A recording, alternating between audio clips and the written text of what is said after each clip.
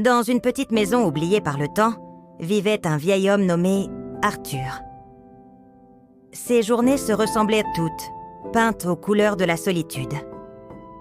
Chaque matin, le soleil filtrait à travers ses fenêtres poussiéreuses, mais ne parvenait jamais à réchauffer la froideur de son cœur. Les murs de sa maison étaient tapissés de souvenirs jaunis, des photos d'un bonheur passé, des visages qui ne lui rendaient qu'au plus visite que dans ses rêves. Arthur passait ses heures à regarder par la fenêtre, observant le monde continuer sans lui.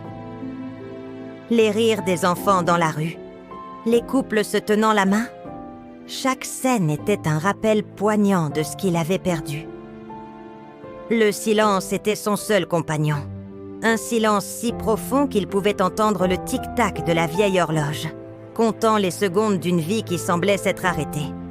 Un après-midi, alors que la pluie commençait à tomber, on frappa doucement à sa porte. Le son, si inhabituel, le fit sursauter. Qui pouvait bien lui rendre visite? Il se leva péniblement de son fauteuil, ses articulations protestant à chaque pas.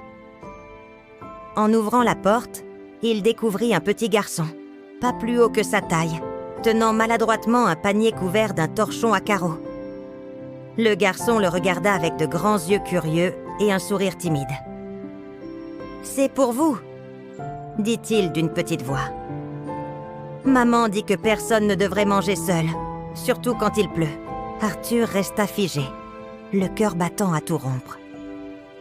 Il ne savait pas quoi dire. Cela faisait si longtemps que personne n'avait franchi son seuil avec une telle intention. Le garçon, sentant peut-être son trouble, tendit simplement le panier un peu plus haut, son sourire s'élargissant. Arthur prit le panier, ses mains tremblantes effleurant celles de l'enfant. Un simple contact, mais qui envoya une décharge de chaleur à travers tout son corps. Il jeta un coup d'œil à l'intérieur. Une soupe encore fumante, un morceau de pain frais et une pomme bien rouge. Un repas simple, mais préparé avec une attention qui le toucha profondément. « Merci », murmura-t-il, sa voix rauque par manque d'usage. « Comment t'appelles-tu ?»« Léo », répondit le garçon. Arthur l'invita à entrer pour se protéger de la pluie. Léo accepta, ses bottes en caoutchouc laissant de petites traces humides sur le plancher. Pour la première fois depuis des années, la maison d'Arthur n'était plus silencieuse. Elle était remplie par la présence innocente et la curiosité d'un enfant. Léo regardait tout avec émerveillement, posant des questions sur les vieux livres et les bibelots étranges qui décoraient les étagères. Pendant qu'Arthur mangeait la soupe la plus délicieuse qu'il ait jamais goûtée, Léo lui racontait sa journée à l'école, ses aventures imaginaires dans le jardin, et parlait de son chat qui aimait chasser les papillons. Arthur écoutait, un léger sourire se dessinant sur ses lèvres pour la première fois depuis une éternité. Les récits de Léo étaient comme des fenêtres ouvertes sur un monde vibrant et plein de vie. Un monde qu'Arthur pensait avoir quitté pour de bon. Il se surprit à rire, un son rouillé et incertain, mais sincère. Chaque mot, chaque expression du petit garçon chassait un peu plus les ombres qui s'étaient accumulées dans son cœur. Il se rendit compte à quel point la simple compagnie humaine lui avait manqué. La solitude est un poids, mais la présence d'un autre, même petite, peut le rendre étonnamment léger. La pluie cessa, et un arc-en-ciel timide apparut à l'horizon. Il était temps pour Léo de rentrer. Sur le pas de la porte, Arthur le remercia à nouveau. Pas seulement pour le repas, mais pour sa visite. « Vous reviendrez me voir ?» demanda Léo avec espoir. Arthur hocha la tête, les larmes lui montant aux yeux. « Avec plaisir, mon garçon. Avec grand plaisir. » Alors que Léo s'éloignait en sautillant, Arthur resta sur le seuil, regardant le monde avec de nouveaux yeux. La lumière du soleil couchant semblait plus chaude, les couleurs plus vives. Ce petit geste de gentillesse, cette visite inattendue, avait fait bien plus que remplir son estomac. Elle avait ravivé une étincelle en lui rappelant que même dans la solitude la plus profonde, un simple acte de bienveillance peut tout changer. La porte ne se referma pas sur le silence ce soir-là, mais sur la promesse de jours meilleurs. Le lendemain, Arthur se réveilla avec une énergie nouvelle. Il ouvrit les volets en grand, laissant la lumière inonder la pièce.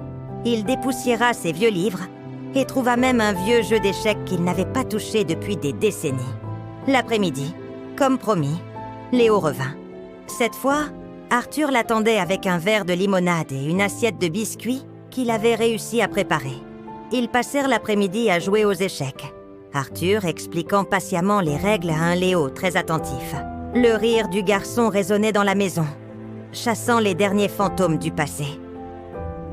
Les visites de Léo devinrent une routine réconfortante.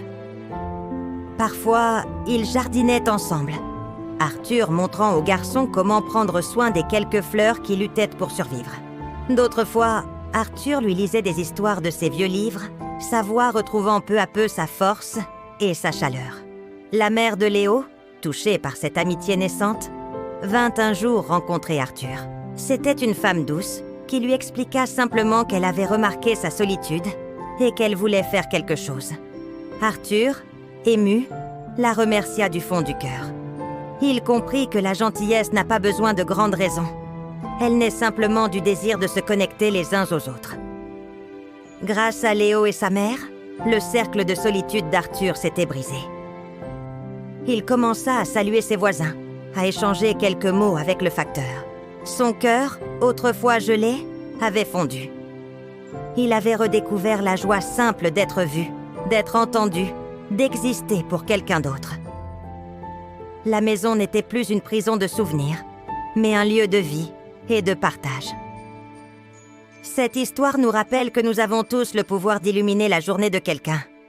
Un simple bonjour, un repas partagé, un moment d'écoute. Ces petits gestes peuvent avoir un impact immense sur ceux qui se sentent seuls. La solitude est un mal silencieux de notre époque, mais la connexion humaine en est le plus puissant des remèdes. Regardons autour de nous, tendons la main. Peut-être qu'un Arthur attend juste qu'un Léo vienne frapper à sa porte. N'attendons pas qu'il pleuve pour partager un peu de chaleur. Chaque jour est une occasion de faire une différence, aussi petite soit-elle. Car dans ces petits gestes se trouve l'essence même de notre humanité. Merci d'avoir regardé cette histoire jusqu'au bout. Nous espérons qu'elle vous a touché autant qu'elle nous a inspiré. La bienveillance est un langage universel, et nous pouvons tous apprendre à le parler un peu mieux chaque jour.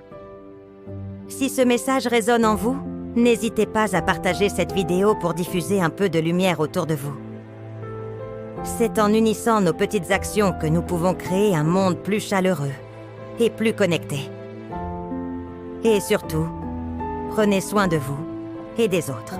Parfois, le plus grand des trésors n'est pas ce que l'on possède, mais ce que l'on partage. Votre attention et votre temps sont des cadeaux précieux. Merci encore pour votre présence.